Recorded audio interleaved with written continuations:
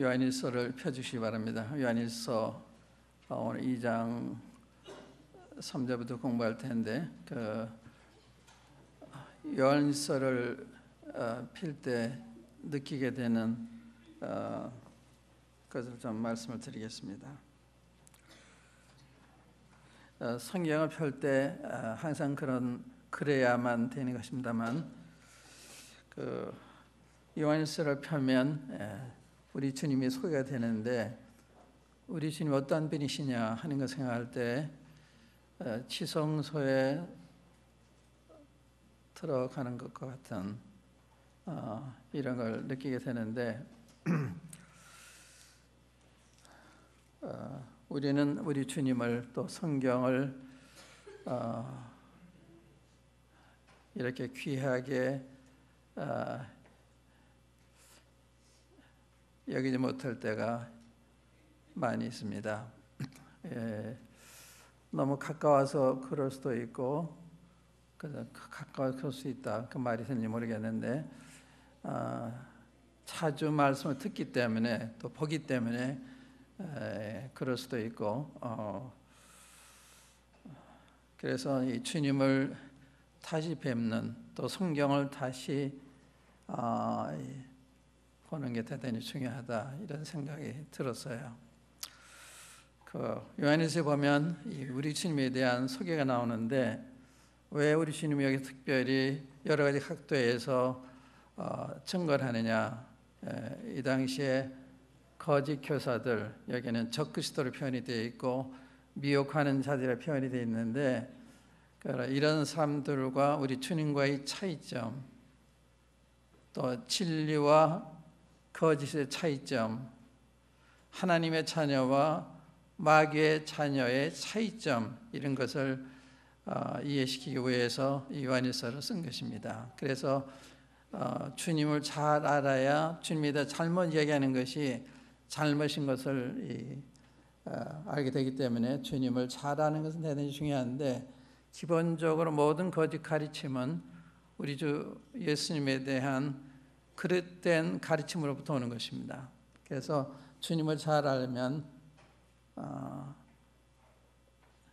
우리 인생도 바로 되고 우리 믿음도 바로 되고 기도도 바로 되고 교제도 바로 되고 그러니까 우리 주님을 어떻게 우리가 보고 있느냐에 따라서 우리의 생각과 우리의 행동이 영향을 받게 되는 거다 이런 말씀입니다. 그래서 지난 시간에는 우리 주님은 영존하시는 하나님이다. 이걸 부인하는 분들이 주님의 신성을 부인하고 주님 육체로 오신 것을 부인하고 우리 주님 그리스도이심을 부인하고 우리 주님이 하나님의 아들이심을 부인하는 이런 것을 염두에 두고 이 글을 쓴 거예요. 그러니까 우리 주님은 하나님이시고 우리 주님은 그리스도이시고 우리 주님은 하나님의 아들이시고 우리 주님은 육신으로 오신 분이시고 이거를 증거하기 위해서 요한일서가 기록이 됐는데 근데 이 주님을 증거할 때 가만히 보면 참 너무나 거룩하시고 존귀하신 높으신 분이시기 때문에 그렇게 대하지 못한 또 대하고 있지 못하는 이런 것이 마음에 주님 앞에 죄송함으로 느끼게 되었습니다. 우리 이제 1장 1절에 보면 태초부터 있는 생명의 말씀에 관하여는 이런 말씀 나오죠. 태초부터 있는 생명의 말씀에 관하여는 이 태초부터는 요한복음 1장을 태초인지 그점 주님의 시작을 가리키는 건지 베드로의 시작을 가리키는 건지 잘 모르겠습니다만은 이 요한복음 1장의 태초의 말씀이 계시는 것은 주님이 영원부터 계시는 분이시다. 베들레헴이 시작이 아니라 주님이 영원 전부터 계신 분이시다. 영존하신 하나님 그런 뜻입니다. 영존하신 하나님. 그런데 여기는 요한복음은 태초의 말씀이라고 하셨는데 태초에부터 계신 이 생명의 말씀에 관하여는 생명이라는 말을 덧붙였어요. 이유가 있습니다. 이 생명이 다른 것과 다르기 때문에 이 생명은 사랑이고 빛이시고 의로우시고 이렇기 때문에 이 생명 받았다고 하는 사람이 사랑을 행치 아니하면, 의롭게 행치 아니하면, 또 빛 가운데 행하지 않으면 잘못된 거다, 그런 말씀하는 거예요. 그런데 여기 이제 우리 주님을 가리켜서 이 생명이 나타나신 바 된지라, 이 영원한 생명을 우리가 보았고 너에게 증거하노니, 그 말씀이죠. 영원한 생명. 생명이라는 말은 이 생명을 가지면 사귐이 이루어지는 거다. 하나님과의 교제가 시작이 되고 또 이 생명을 가진 다른 사람들과도 교제가 이루어지고, 그래서 이 생명을 가지면 반드시 거기에는 교제라는 것이 따라오는 거다. 이게 굉장히 중요한 얘기입니다. 그래서 교제가 안 되면 문제가 있다, 이렇게 보면 맞는 거예요. 그래서 여기 말씀하는 것이 우리가 보고 들은 말 너에게 전하면 너희로 우리와 사귐이 있게 하려 하며 우리의 사귐은 아버지와 그 아들 예수 그리스도와 함께함이라. 그래서 이 교제라고 하는 것은 주님과 교제가 되어졌기 때문에 우리 간에도 교제가 되어지는, 이것이 원리예요. 주님과 교제가 되어지면 우리 간에도 교제가 되어지는, 이게 이제 요한일서 가르침이거든요. 여기는 특별히 거짓 교사들을 염두에 두고 하는 말씀이에요. 믿는 자 간의 얘기라기보다는 거짓 교사에 대해서 여기 읽으실 때는 이 거짓 교사를 두고 하는 말씀 생각하면 좋고, 다시 한번 거듭나지 아니한 이런 사람들 두고 하는 거예요. 거듭난 사람, 거듭나지 않은 사람의 차이, 하나님의 자녀와 마귀의 자녀의 차이, 이제 이런 것을 이야기하는 것입니다. 그 다음에 이제 사귐이 굉장히 중요하다는 말씀을 드렸는데, 그 다음에 이제 하나님은 빛이시라고 그랬어요. 이게 이제 참이냐 거짓이냐 하는 것을 분간하는 시금석의 하나의 잣대입니다. 하나님의 잣대. 하나님 빛이시라. 그에는 어둠이 조금도 없다. 이게 참 놀라운 얘기입니다. 빛인데 어둠이 조금도 없는. 그래서 하나님과 사귐이 있다 하면서 어둠 가운데 행하면 거짓말을 하는 거다, 이렇게 된 거예요. 하나님과 사귐이 있다고 하면서 어둠 가운데 행하면 그건 양립할 수 없는, 하나님과 사귀면 그분이 빛이시기 때문에 빛 가운데 행하게 된다, 이 말씀이죠. 빛 가운데, 어둠 가운데 행하지 않고 빛 가운데 행하는 게 특징이에요. 그러니까 중요한 것은 저가 빛 가운데 계신 가지고 빛 가운데 행하면 서로 사귐이 있다. 그러니까 우리가 빛 가운데 행할 때 생명을 가졌더라도 사귐이 이루어지는 거예요. 어둠 가운데서는 사귐이 안 이루어지는 거죠. 저가 빛 가운데 계신 우리가 빛 가운데 행하면, 빛 가운데 행한다는 말은 빛 가운데 살고 있다면 서로 사귐이 이루어진 거다. 또 우리 주 예수의 피가 우리 모든 죄에서 깨끗게 하실 것이라 하는 말씀은 주님의 피가 우리 모든 죄를 정결하고 계신 것을 알고 있기 때문에 사귐이 이루어지는 거예요. 우리의 죄를 느껴지면 사귐을 할 수가 없습니다. 우리 죄가 우리 주님의 피로 말미암아 사해졌기 때문에 그 항상 우리 앞에 있기 때문에 우리의 그 마음의 가책으로부터 자유함을 얻고 교제를 하게 되는 것입니다. 그러니까 우리의 교제라는 것이 주님의 피 때문에 가능한 거예요. 주님의 피가 우리 죄를 깨끗게 해 주시기 때문에. 이게 굉장히 중요한 얘기고, 그 다음에 이제 2장으로 넘어가면 우리가 이것은 너에게 쓰면 너희로 범죄치 않게 하려 함이니, 만약 우리가 범죄하면 우리에게 대언자가 계시다, 이런 말씀입니다. 대언자. 그러니까 이 대언자라는 말이 굉장히 중요한 것. 신에서의 말씀드리는 대언자라는 말은 변호사라는 말씀이에요. 그러니까 우리 주님은 우리를 위해서 밤낮 대언하시는, 그리고 다른 말은 중보 기도하시는. 우리가 누가 보면 베드로가 주님을 부인하기 전에 내가 내 믿음이 떨어지지 않기를 위해서 기도했다. 그러니까 주님은 우리가 넘어지기 전부터 넘어지고 보시면서 기도하시는 거예요. 그러니까 주님은 얼마나 우리 사랑하시는지 우리가 넘어질 것을 미리 예상하시고 기도하시는. 또 넘어지면 어떻게 하나요? 주님이 쳐다보시잖아요. 베드로 쳐다보시니까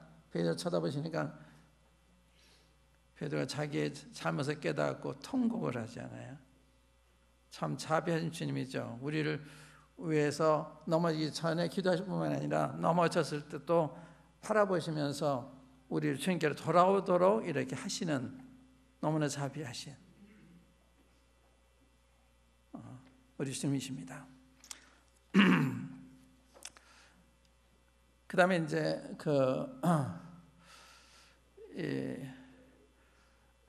우리가 이제 주님을 따라가다 보면 사탄의 송사를 받고 사탄이 정죄하는 이야기 듣게 되고, 그래서 자기가 자기를 송사하는, 자기를 비난한다 그렇게 자기를 비방하고 송사하고 이런 게 많이 있어요. 그건 왜 그러냐? 사탄의 이야기를 받아들이기 때문에 그런 거예요. 주님은 우리를 송사하는 법이 없으세요.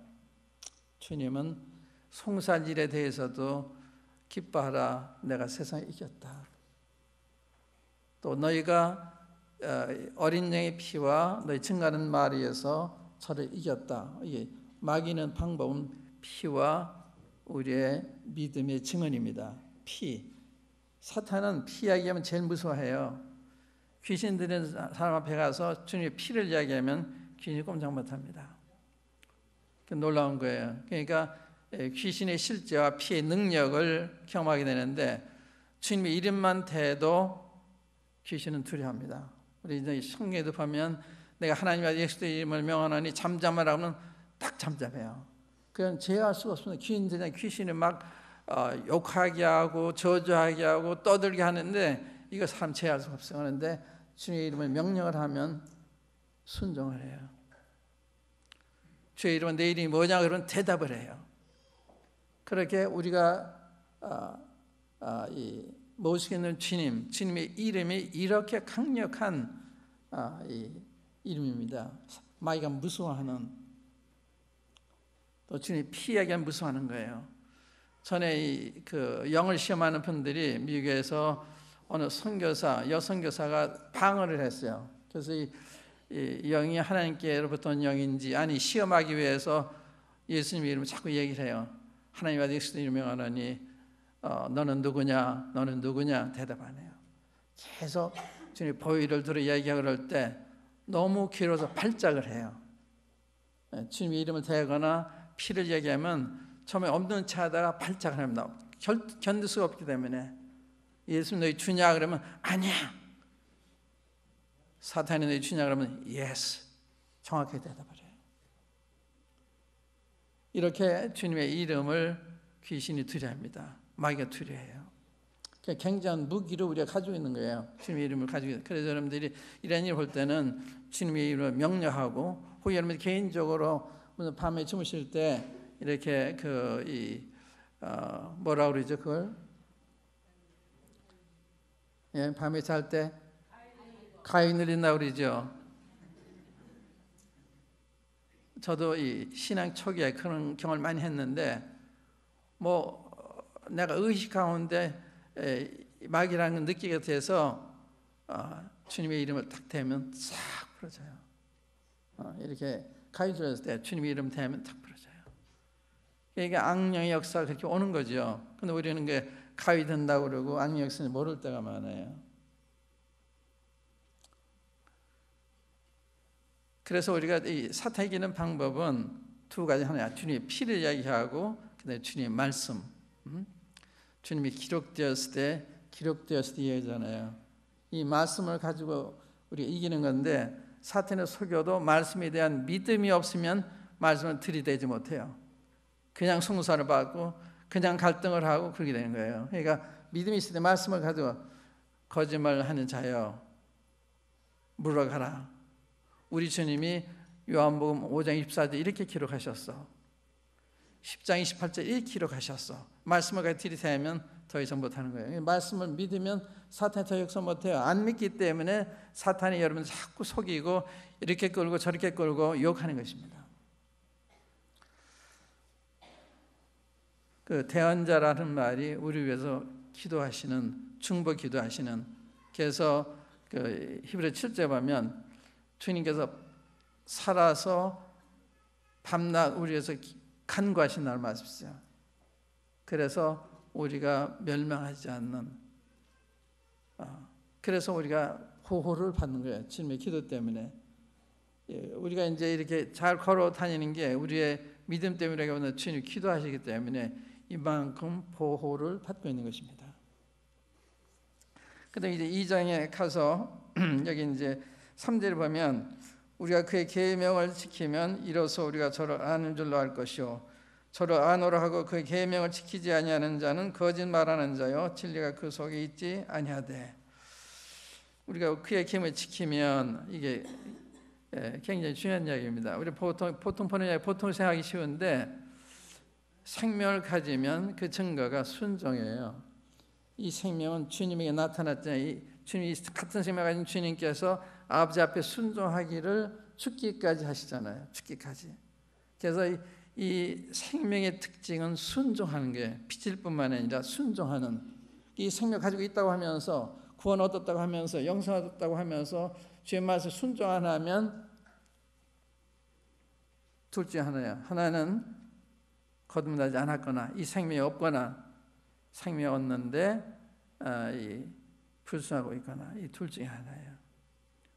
우리가 이제 우리가 저의 계명을 지키면 우리가 그의 계명을 지키면 이로써 우리가 저를 아는 줄로 알 것이요. 이게 우리 주님 안다고 하는 것은 순종을 하게 하는 거예요. 주님 알고 순종하지 않을 수가 없다 이거죠. 그러니까 주님 안다고 그러는데 순종 안 한다. 그럼 생명의 문제가 되게 본질의 문제가 되게. 그래서 이 구원의 특징은 삶이 순종하는 삶. 완전하지 않지만 주님 외에 있는 말씀 완전히 순종하는 분은 안 계시죠. 그러나 우리 삶 전체 경향이 순종하는 거예요.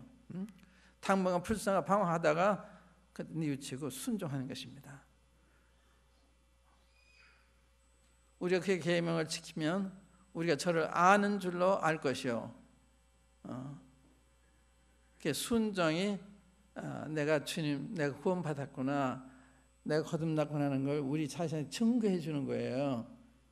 그러니까 우리가 순종하는 삶이 우리의 기본 삶이 돼 있는 거죠. 여러분들 그렇게 살아오셨어요. 지금까지 순종하는 삶을 살아오신 거예요. 말씀 어기시면 여기 나오시지도 않죠. 말씀 순종하시기 때문에 이렇게 살아오신 거죠. 그거 굉장히 중요합니다. 그러니까 생명이 있으면 순종하는 거예요. 저를 알면 순종한다 이 말이에요. 저를 안다고 순종하지 않으면 거짓말하는 거다.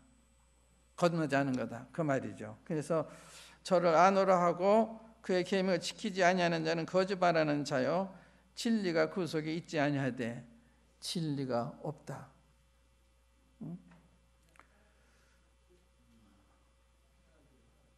우리가 이제 그 앞에 보면 진리를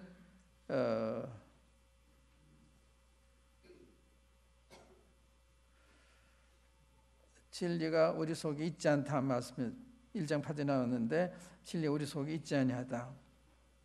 우리가 죄 없다 하면 스스로 속이고 진리가 우리 속에 있지 아니할 것이요. 진리가 우리 속에 있으면 내 속에 죄가 있다는 걸 알 텐데 진리가 속에 없기 때문에 자기 속에 있는 걸 모른다 이거예요. 그래서 스스로 속이는 거다. 또 이제 10절에 보면 1장 10절에 만약 우리가 범죄하지 않았다 하면 앞에 8절의 말씀 우리 속에 있는 죄, 우리 행동을 보면 죄가 아니라 속에 있는 죄, 이 죄가 행동으로 나타나는 거거든요. 행동 안 나타나도 죄는 그 속에 있는 거예요. 미워하는 거, 시기하는 거, 교만한 거, 이게 저 이 속에 있는 거거든요. 이건 누구에게나 있는 거예요. 바울에게도 베드로에게도 저에게도 여러 다 있는 거예요. 우리가 말씀 앞에 들어가니까 이것도 죄고 저것도 죄구나.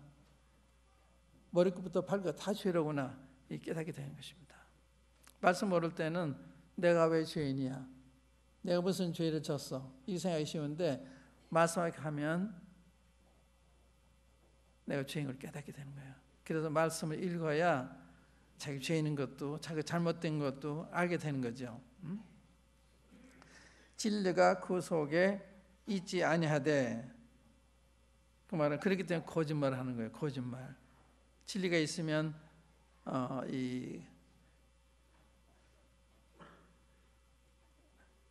그의 계명을 순종하게 되는 거죠. 그러니까 이게 본질적인 이야기, 본질적인 이야기. 그러니까 주님을 알면 주님과 사귐이 이루어지고 또 순종하게 되고 이렇게 나타나요. 사귐이 이루어지고 순종하게 되고. 잘못할 수 있어요. 잘못하면 알고 주님 잘못했습니다 하고 돌이키는 거예요. 그걸 밀고 나가고 그런 게 아니라. 그 다음에 이제 5절에 보면 누구든지 그의 말씀을 지키는 자는 하나님의 사랑이 참으로 그 속에 온전히 되었나니. 여기도 말씀을 지키는, 계명을 지키는 자, 이 계명은 말씀 한 부분이죠.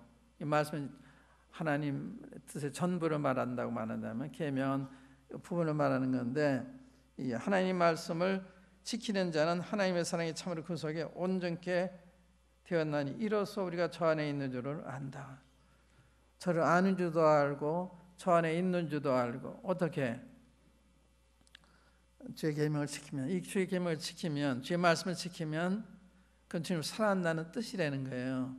요한복음에 보면 너희가 나를 사랑하면 내 계명을 지키리니 그랬죠.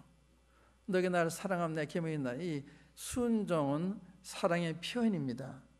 순종은 사랑의 표현이에요. 주님이 죽기까지 순종하신 것은 아버지한테 주님 아버지 그렇게 사랑하셨다는 거예요. 순종은 사랑의 표현이다.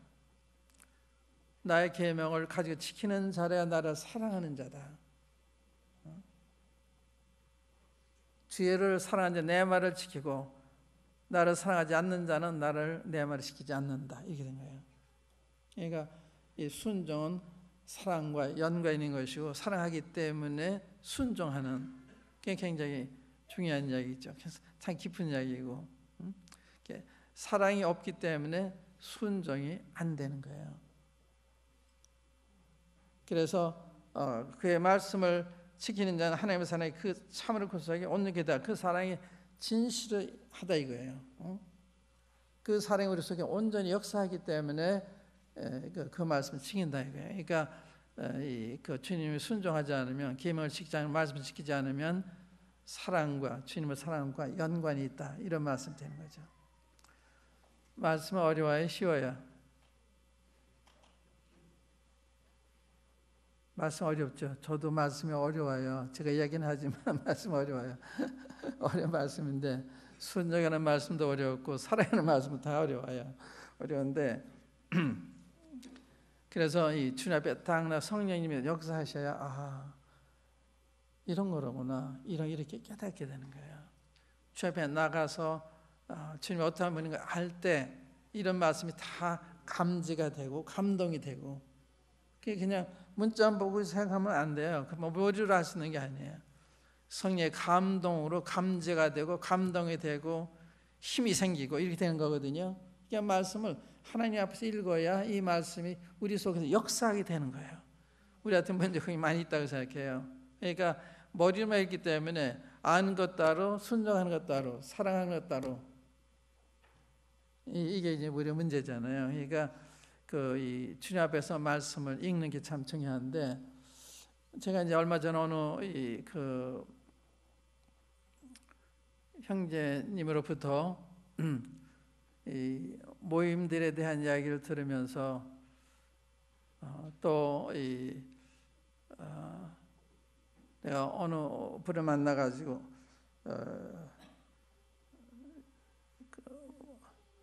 모임이 어떠냐, 영적 상태 어떠냐 이렇게 물었을 때, 다른 모임을 제가 이제 물었을 때 대답이 제게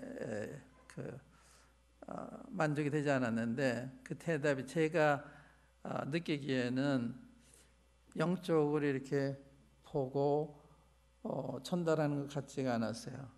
이 머리로 보고 있는 건 맞는데 제 이야기 분별하시는지 모르겠는데 다시 말하면 같은 말씀을 증거해도 성령의 감동을 받아서 증거하는 것과 그런 차이가 있어요. 문자만 전달하는 것 차이가 있어요. 그래서 주님 앞에서 말씀이 있고 성령의 가르침을 받는 게 중요하다. 이게 제가 말씀드리는 거예요. 또 이제 6절에 보면 저 안에 거한다 하는 자는 그의 행하시는 대로 자기도 행할지니라. 주님 안에 거한다 하는 사람은 주님이 행하시는 대로 저도 자기도 행할지니라. 그게 여러분 저희 마음이 아니에요. 우리 주님을 본받고 주님 따라가고 싶어하고 그래서 여기까지 온 거거든요. 그건 틀림없어요. 거기에 이제 강약의 차이가 있는 거지. 다 이 말씀대로 주님을 그 안에 가고 있기 때문에 주님의 행하신 본을 따라 하려고 하는 주님 마음이 오히려 겸손하시고 그러니까 그렇게 되고 싶어하는 또 은혜와 지혜에 충만하시니까 또 그렇게 되고 싶어하는. 근데 이게 잘 안 돼요. 왜 안 그런가 하면 이제 이 부분이 굉장히 중요한 이야기인데 우리가 이제 주님을 보아야 주님을 닮아가는 거예요. 주님을 봐야 우리가 이제 요한복음 1장 14절에 보면 말씀이 육신이 되 우리 가운데 거하시며 우리가 그 영광을 보니 봤다 그랬죠. 보니 아버지의 독생의 영광 은혜와 진리가 충만하더라. 그렇게 보세요. 주님 볼 때 감동하세요. 은혜와 진리가 충만한. 제가 오늘 아침에 어느 분으로부터 문자를 받았는데 그 성경 읽으면서 너무 충만한 마음으로 그 느낀 바를 써보냈더라고요. 마음이 충만해서. 그러니까 그 우리가 그의 충만해서 받은 은혜 위에 은혜로라. 근데 이게 받고 있지 못한 거예요. 보고 있지 못한 거예요. 보면은 주님 은혜에 충만한 어떻게 보느냐? 성령을 통해서 보는 거예요. 그래서 고린도후서 3장에 보면 우리가 수건을 벗은 얼굴로 그 영광을 보매 그 형상으로 변화하여 영광에서 영광에 이르니 하나님의 주님 영광으로 말미암다. 주님의 성령을 통해서 주님을 뵙게 되는 거예요. 이게 다른 거예요. 그러니까 성령의 감동으로 주님을 뵈야만 참모습을 보기 때문에 그를 닮게 된다는 거예요. 못 보니까 안 자라는 거예요. 주님을 닮아가는데 중단되고 자라질 않는 거예요.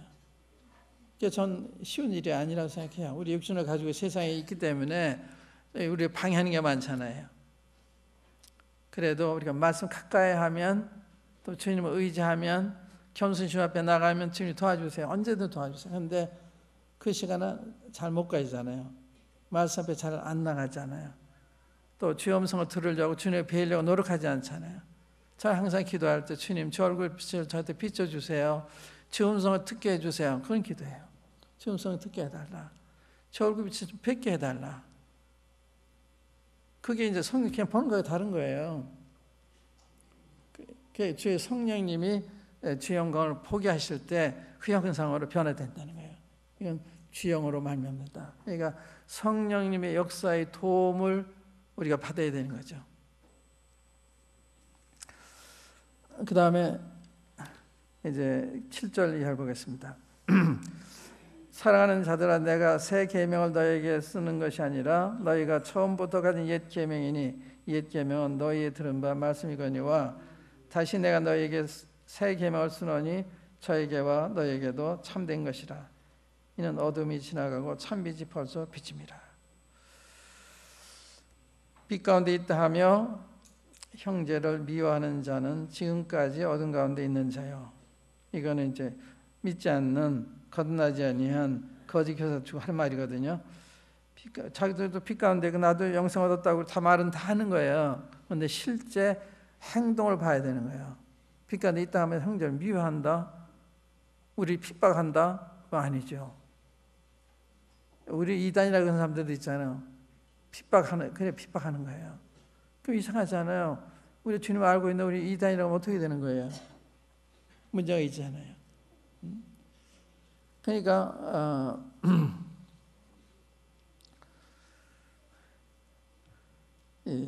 빛 가운데 있다 하는 것은 형제를 사랑하는 것으로 증거가 되는 거다 말이에요. 형제를 사랑하지 않으면 빛 가운데 있는 게 아니다. 이제 근본적으로 거듭난 사람이 아니다. 그 말. 형제를 사랑하지 않으면.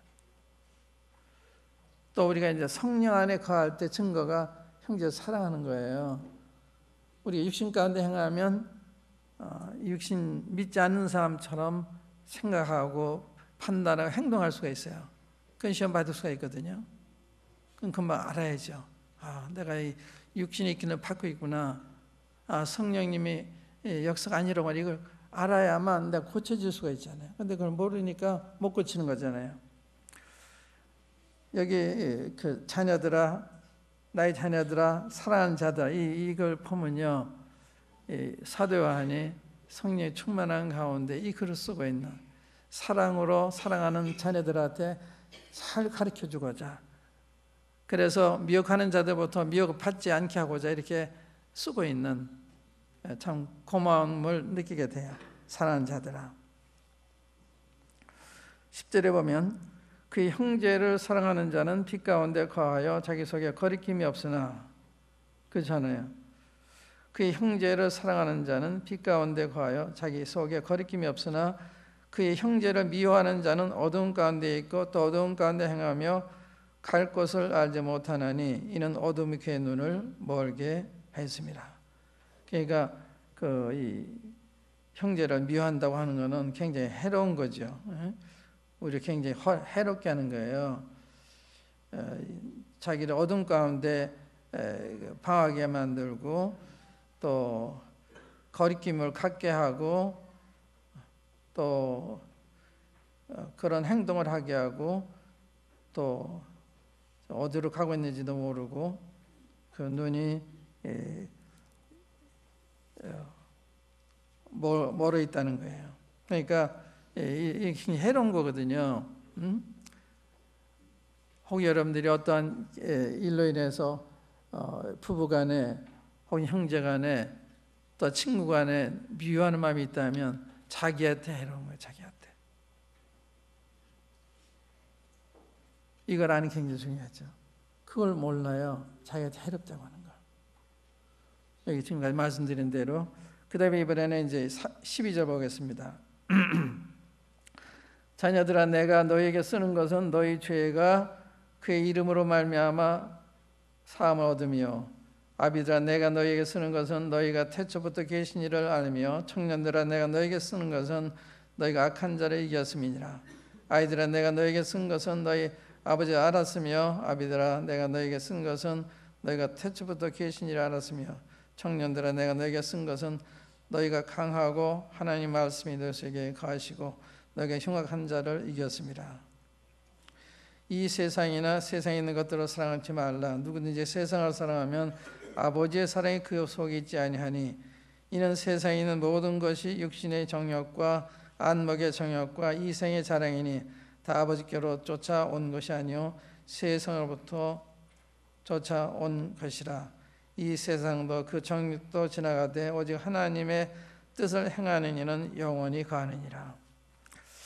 여기 하나님의 자녀의 그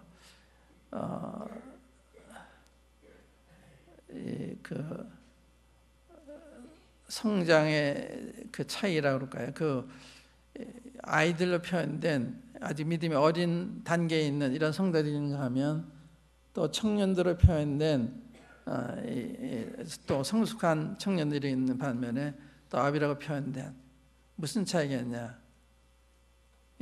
아버지는 아버지 같은 하나님 오래 알아서 오래 교제하면서 원숙한, 그래서 하나님과 사귀고 있는 이런 사람이라면, 청년들은 승리해서 하고 있는 이 마귀 이기는, 그러니까 그런 활발한 믿음을 가진 원숙하지 못하지만 마귀 이기는 이런 정도. 또 이 아이들은 그 아버지를 알고 있는, 가치를 알고 그래 살고 있는, 이런 거 의미하는 건데, 그러니까 이거는 아이들아, 청년, 아비들아 하는 것은 구원받은 지 몇 년이 됐냐 이걸 의미하는 게 아니라 성장 정도를 가리키는 거예요. 그러니까 구원받은 지 10년, 20년이 됐는데도 아이로 머물러 있을 수가 있죠. 고린도교회 그랬죠. 히브리서에 말씀하고도 너희가 선생이 되는데 아직도 이 저승을 보게 되겠다. 그러니까 이 성장이 안 될 수가 있어요. 주님 못 보니까. 주님 보면 그분의 모습이 이렇게 변화돼 가는데 못 보니까 성장이 안 되는 거예요. 아이의 차라 남아있을 수가 있고, 또 청년 정거죠. 그 다음에 아비는 원숙한 하나님의 사귀고 있는 그 하나님의 마음을 가지고 있는 이러한 분들을 가지고 있는데, 여기 보세요. 표현이 자녀들을 한 것은 모든 하나님 자녀, 아이들, 청년들, 아비를 다 포함한 것입니다. 자녀들아, 너에게 쓰는 것은 너희 죄가 그 이름으로 말미암아 사함을 얻으며, 주님 이름으로 사함을 얻었다, 죄사함 받았다. 이게 이제 우리 모두에 쓰는 말씀이잖아요.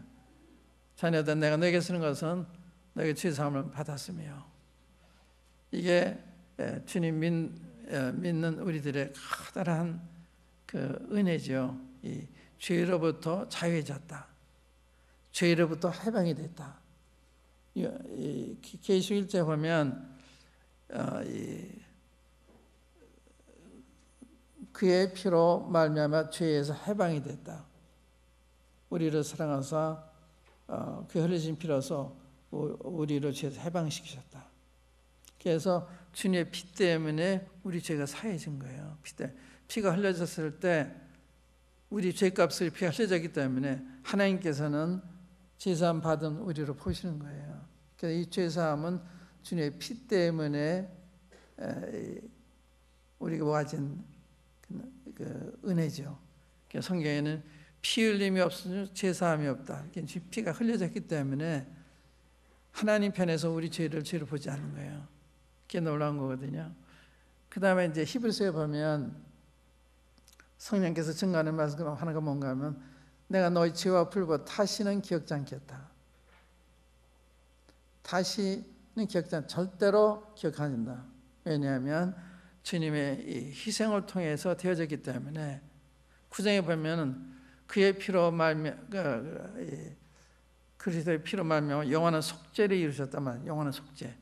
그러니까 주님의 피는 우리의 과거 죄만 속하는 것이 아니라 아버지 죄까지 다 커버한 영원한 속죄에 이룬 거예요. 그러니까 이 죄 사함은 제물의 가치에 달려 있었던 거죠. 구약 시대에는 짐승을 잡아뜨리잖아요. 죄 한 번 짓고 짐승 잡아뜨리면 그 죄 용서받는 거예요. 또 죄를 짓잖아요. 그러니까 자주 같은 제사를 드려야 되는데, 우리 주님은 영원한 분이시기 때문에 한 번 자기를 드렸을 때 이렇게 영원한 속죄의 가치가 된 거예요. 그래서 영원 속죄 이루셨다. 그래서 더 이상 이제 제사가 필요 없게 된 거죠. 죄 문제 해결이 됐으니까. 그래서 자녀들, 내가 내게 쓰는 것은 너희 죄가 사함을 받았기 때문이다. 그래서 우리는 영원한 속죄를 받았다. 지금 이제 두 가지를 생각할 수가 있는데, 하나는 하나님 앞에 믿지 않을 때 죄는 형사범에 속하는 형사범. 그래서 속죄됐단 말은 형사범으로부터 형사죄로부터 사함받았다. 그거예요. 그 다음에 우리가 이제 구원받은 다음에, 제사함 받은 다음에 또 죄를 짓잖아요. 자녀의 허물입니다. 자녀의 허물. 그래서 거기에는 채찍이 따라와요. 전자에는 하나의 심판이 따라오는데, 주님이 다 심판을 받아주기 때문에 그게 심판이 없는 거예요. 심판에 이지 않는다는 거예요. 그러나 하나님의 자녀가 잘못하면 징계가 따라와요. 주님의 채찍이 무서워요. 다윗이 징계받는 거 보세요. 얼마나 무서운지. 하나님은 정확하십니다. 하나님은 사람을 차별 안 하세요. 하나님은 정확하게 하기 때문에 너희 나그네에 있을 때는 두려움을 지내라. 하나님은 사람을 외모로 취하지 아니하신다. 그래서 여기 이 자녀들아, 너에게 쓰는 것은 너희 죄가 그의 이름으로 말미암아 사함을 얻으며. 너무 좋은 말씀이잖아요. 제사함 받았다고 하는 거. 여기도 손을 넣으시고 한번 다시 계시록 1장에 있는 말씀을 읽어드릴게요. 계시록 1장. 사탄이 이 부분에 많이 우리들 속이니까, 계시록 1장 5절 말씀입니다. 계시록 1장 5절. 또 충성된 증인으로 죽은 자들 가운데서 먼저 나시고 땅의 임금들의 머리가 되신 예수 그리스도로 말미암아 은혜 평이 너희에게 있기를 원하노라. 우리를 사랑하사 그의 피로 우리 죄에서 우리를 해방하시고, 우리는 죄로부터 해방이 된 거예요. 왜냐하면 죄인 우리 자체가 십자가에서 못 박힌 거예요. 하나님이 보실 때는 우리가 처형된 사람과 똑같아요. 그러니까 이제 처형된 자에게는 이제 그 죄에 대한 문제가 없잖아요. 처형이 됐기 때문에. 그래서 주님이 내 죄 때문에 처형을 당하셨기 때문에 나한테는 심판이 없는 거예요. 그러니까 주님이 십자가에 죽으심이 내 심판을 대신한 것이기 때문에 그래서 심판이 없는 거예요. 그래서 저를 믿는 자는 심판을 받지 않은 것이요, 내 말을 듣거나 보내지 믿는 자는 영생을 얻고 심판에 이르지 않는다. 시간이 심판이잖아요. 또 로마서 8장 1절에 보면 그러므로 이제 그리스도 예수 안에 결코 정죄함이 없다. 놀라운 결코 하면 절대로 정죄함이 없다 그 말이에요. 절대로. 결코 절대는 말이거든요. 그런데 자꾸 정죄를 여러분 하시잖아요. 자꾸 자기를 송사하시잖아요. 사탄이 그렇게 하는 걸 받아들이는 거예요. 송사를 받아들이면 안 돼요. 제가 한때 그런 때가 있었어요. 제가 군대 생활할 때 자꾸 사탄이 송사하는데 그건 제가 몰랐어요. 사탄이 송사하는지 모르고 내가 주님께 가까이 가니까 보통선 느끼지 않는 그런 것까지 죄라고 생각하는 게 아닌가. 실제 그랬어요. 왜 그런가 하면 내가 왜 때 가책을 느꼈는가 하면 때로 어떤지 못하는지 말씀을 전파하라. 그래서 제가 못하니까 사탄이 그거 가죠. 너 비겁하지 않아? 항상 하는 게 아니에요. 때를 따라 해야 되잖아요. 그걸 좀 송사한 거예요. 제대하고 만찬생활에 계속 막 회개하고 그러니까 어느 형제님이 박 형제님 왜 그래요? 아마 내가 주님께 가까이 가서 그런 것 같아. 그랬더니 내가 보면 그렇지 않아. 사탄한테 낙다운된 것 같아. 그런데 또 그게 아닌 것 같지가 않아요. 그 기도하는데 주님이 하나님 택하신 누가 송사하리요 의롭다 하신 하나님이시니 누가 정죄하리요. 죽으실 분 아니 다시 살아나신 그리스도 예수니 그는 하나님 보좌 우편에 계신 우리가 강구하니라. 주님이 자기 아들 희생해서 나를 깨끗하게 의롭게 해주셨는데 내가 그걸 부정하고 있었구나. 그때 해방을 받았어요. 그러니까 이 송사라는 것은 어떤 정당한 송사를 할 수가 있어요. 우리가 이제 지난 시간에 본 대로 스가랴서 3장에 보면 대제사장 여호수아한테 와서 사단이 송사하잖아요. 또 주님이 책망하시잖아요. 그런데 입은 옷이 다 더러운 옷이었어요. 벗기고 새 옷을 입히라 그러잖아요. 그래서 이 제사 받았던 게 굉장히 감사한 이것이 우리가 회개함으로써 된 게 아니라 회개를 해도 주님이 이 피를 흘리지 않으셨으면 속죄가 안 되는 거예요. 내가 외선값을 가져왔는데 미안합니다 하는데 외선값 없어진 게 아니죠. 외선값 갚아야 되죠. 주님이 그걸 갚아주신 거예요. 그래서 외선값이 없어진 거예요. 알아들으십니까? 못 알아들으십니까? 네. 다 아는 이야기를 또 얘기하니까 여러분들이 쉽게 들으실지 모르는데 이건 100번 들어도 놀라운 말씀이에요. 우리 저희가 삶 얻었다. 그 다음에 이제 아비들아 내가 너에게 쓰는 것은 너희가 태초부터 계신 이를 알미요. 이 태초부터 계신 분은 안다는 말이 그분을 알고 지금까지 이분 안에서 점점 알고 그걸 닮아가고 있는 그런 걸 얘기하는 거예요. 그게 아비지요.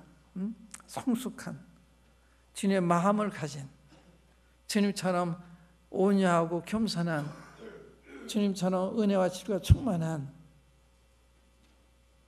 이게 아비지 아비. 주님 많이 닮은. 그 다음에 청년들아 내가 너에게 쓰는 것은 너희가 악한 자를 이겼음이라. 이 마귀 이겼습니다. 그러니까 승리의 삶을 살고 있는 거예요. 이 청년들은 이 말씀에 대한 믿음이 왕성해서 이 사탄과 대적해서 하는 그러한 것. 이런 원만성에는 좀 부족하지만 그러한 상당히 훌륭한 그걸 가리키는 거거든요. 그러니까 여러분이 청년인지 아닌지 하는 것은 마귀를 이기겠냐 못 이기겠냐 여기에서 판단이 될 수가 있어요. 마귀에 지고 있으면 아직 청년이 아니죠. 또 주님까지 이렇게 겸손 온유한 사람이 아니면 오냐고 그런 만약에 성취하지 않았으면 아직 아비는 아니죠. 그렇게 보는 거예요. 또 아이들아 내가 너에게 쓰는 것은 너희 아버지를 알았으며 이 자체 경쟁은 아버지 알았다. 하나님을 아버지를 알았다. 여러분 하나님 아버지를 알고 있는데 정말 알고 계시냐? 이 질문하면 어떻게 대답하시겠어요? 하나님의 내 아버지를 알고 계시냐? 그러면 걱정할 게 하나도 없잖아요. 부작용이 하나도 없잖아요. 그런데 걱정하거든요. 두려워하거든요. 이러면 굉장히 중요한 거예요. 그러니까 아이들이 아버지를 알면 그 자체로서 이 아비들이 아버지 아는 것과 다름이 없는 거예요. 아버지 아는 점에 있어서는. 그다음에 이제 그다음에 그게 반복이 되는데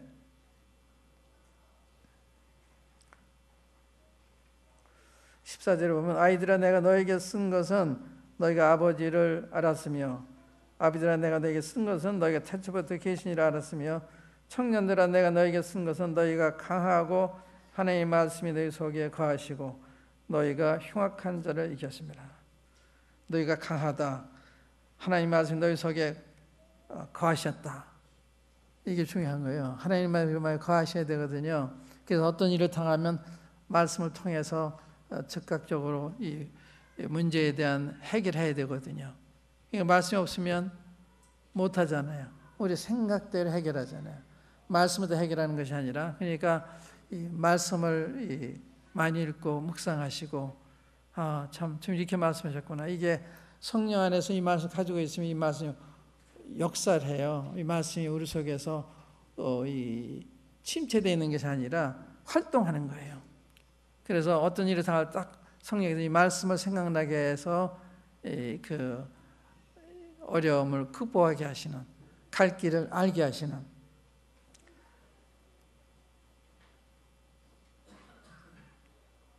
너희가 강하고 하나님의 말씀이 너희 속에 거하시고, 하나님의 말씀이 우리에서 거하시면 강한 자가 되는 것이고 또 흉악한 자를 이길 이 무기를 갖추고 있는 거예요. 그러니까 그래야 사탄이 하는 건지 주님이 하시는 건지 알잖아요. 주님은 송사하지 않거든요. 정죄하지 않거든요.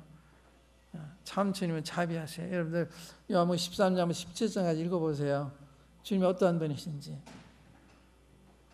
참 놀라우신 분이에요. 주님 바로 몇 시간 후에 주님을 부인하고 도망갈 제자들 보시면서 하나 내상 안 하세요. 마음에 근심하지 말아라. 너희는 왜 초소 예배를 가겠다. 담대하라. 내 손에 이겼다. 17장에서 저희랑 하나도 그 허물을 아버지 앞에 하나도 얘기 안 하세요. 잘했다는 이야기 하세요. 그게 우리 주님이세요. 그러니까 주님 어떻게 우리 기도하시느냐. 17장을 보면 주님이 나를 기도하고 계시구나. 우리 송사거나 정자가 그런 분이 아니라 우리를 변호하시는, 우리가 조금 잘해도 100% 잘한 것처럼 이거 말씀해 주시는. 여기까지 하겠습니다. 한번 기도하십시다. 각자 기도하시죠. 내가 나를 송사하지 않았나, 나를 정죄하지 않았나, 또 사탄에게 이렇게 송사를 받고 속고 있지는 않았나, 이렇게 자기 송사는 잘하는 거 아니에요. 십자가를 바라보서 그래 주님이 돌아가셨어요.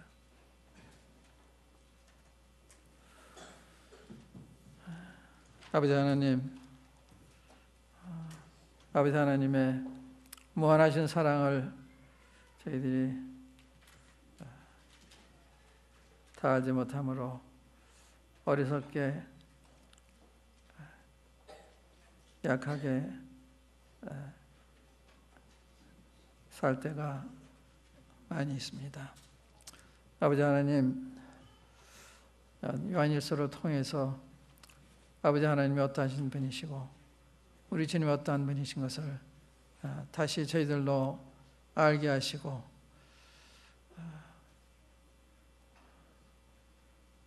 아버님의 사랑이 어떻게 나타나는 것을 알게 하셔서 저희들의 마음에 평안을 얻게 하시고 주님을 향하는 진실한 마음을 일감을 받게 해주시는 것을 감사합니다. 아버지 하나님, 여기에 아버지의 사랑하는 자녀들이 와 있습니다. 각 사람의 사정 아버님이 아십니다. 사정을 따라 도우셔서 우리가 낙한 자의 구속 가운데 있는 자가 없게 하시고 주님 안에 있는 참 자유를 누리게 하시고 평안을 누리게 하셔서 주님의 마음에 기쁘심을 누리시기 바랍니다. 주의 말씀에 인해 감사하고 주 예수의 이름으로 아버지 하나님께 기도합니다. 아멘.